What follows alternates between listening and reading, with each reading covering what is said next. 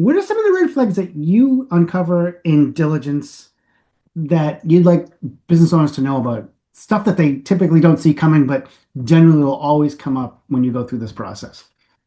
Oh yeah, it's a great question, and many times it's an area post LOI, right, where deals get derailed. So I've seen it happen multiple times with deals that we've worked on in my career, and you know, diligence is a look under the hood, right? It's really a deep dive understanding to try and identify any risk areas, any successor liability areas where the buyer will ultimately take on an asymmetrical amount of risk, right? And if the roles were reversed, the seller would want to do that as well, right? It's all about protection, right? And that's what we're looking for on from the buyer's perspective is these asymmetric risk profiles that could really negatively hurt the buyer.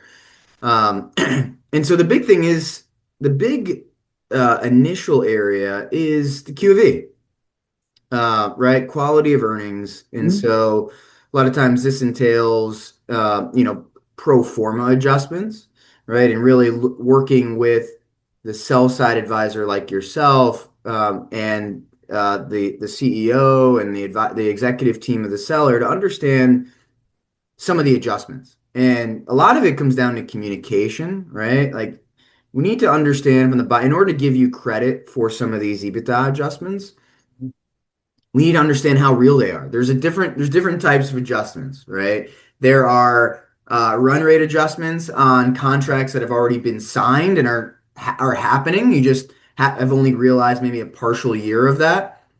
And those are slam dunks, right? Where as a buyer, look, if you already signed a contract and you know it's going to increase revenue or decrease cost for a period of a full 12 months, 9 times out of 10 we'll give you credit for that.